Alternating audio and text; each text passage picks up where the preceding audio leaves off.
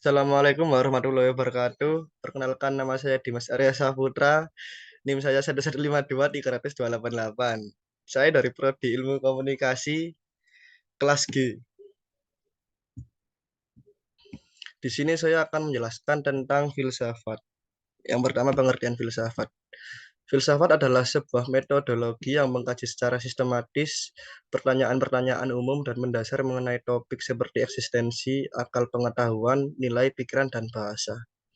Filsafat merupakan penyelidikan yang rasional dan kritis yang merefleksikan metode dan asumsinya sendiri. Orang yang mempelajari ilmu filsafat disebut filsuf atau filosof.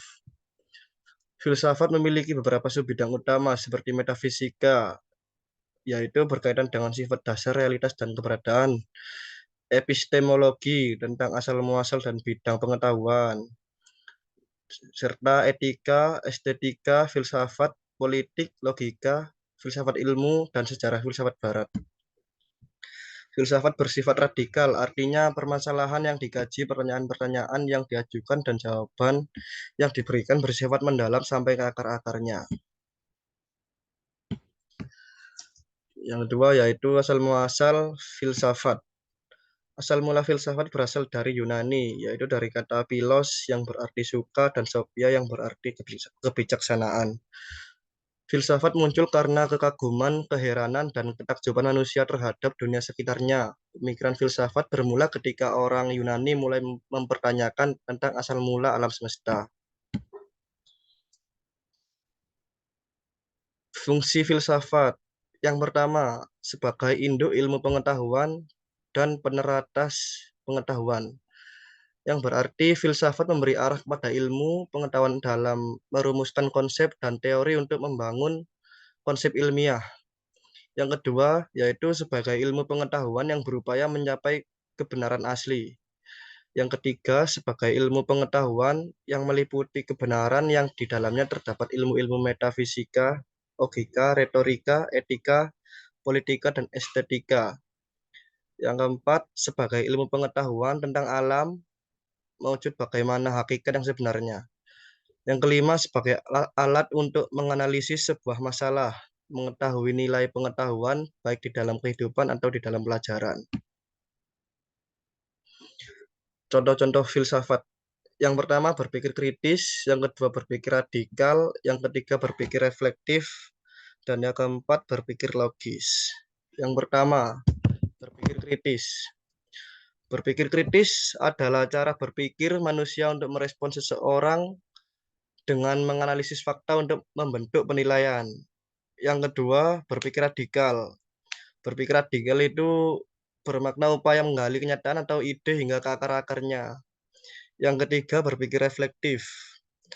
Berpikir reflektif itu mempertimbangkan dengan seksama tentang segala sesuatu yang dipercaya kebenarannya atau format tentang pengetahuan dengan alasan yang mendukung dan menuju pada suatu kesimpulan. Yang keempat, berpikir logis.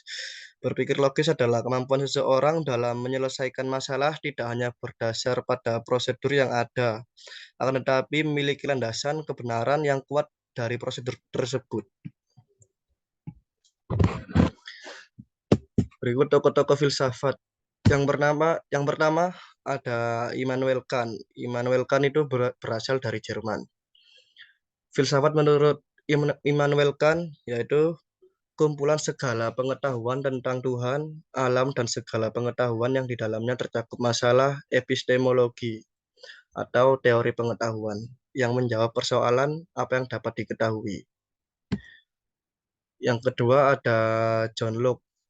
John Locke berasal dari Inggris. Menurut John Locke, filsafat itu adalah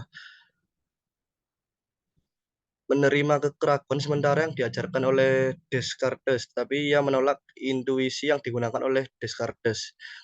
Ia juga menolak metode deduktif Descartes dan menggantinya dengan generalisasi berdasarkan pengalaman, jadi induksi. Bahkan Locke menolak juga akal, reason, ia hanya menerima pemikiran matematis yang pasti dan cara penarikan dengan metode induksi.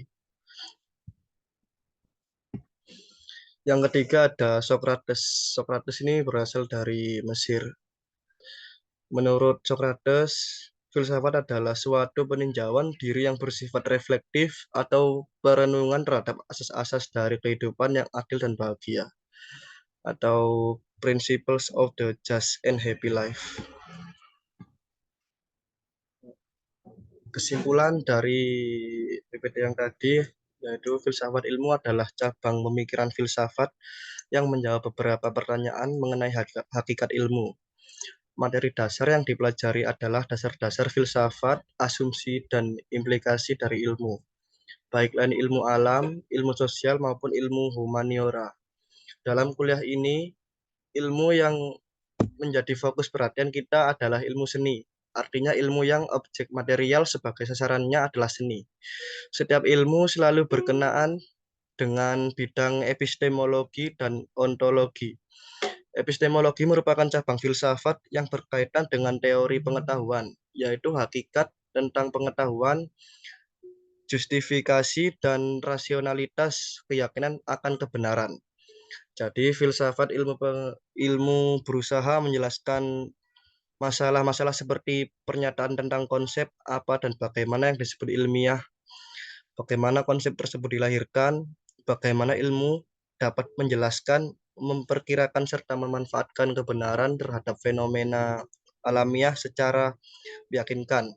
Bagaimana ilmuwan atau peneliti ilmiah dapat menentukan validitas dari informasi, basis rasional dalam memformulasikan dan menggunakan metode ilmiah, macam-macam penalaran yang dapat digunakan untuk mendapatkan kesimpulan, serta implikasi metode dan model ilmiah terhadap masyarakat dan terhadap ilmu pengetahuan itu sendiri. Sekian presentasi dari saya. Terima kasih. Wassalamualaikum warahmatullahi wabarakatuh.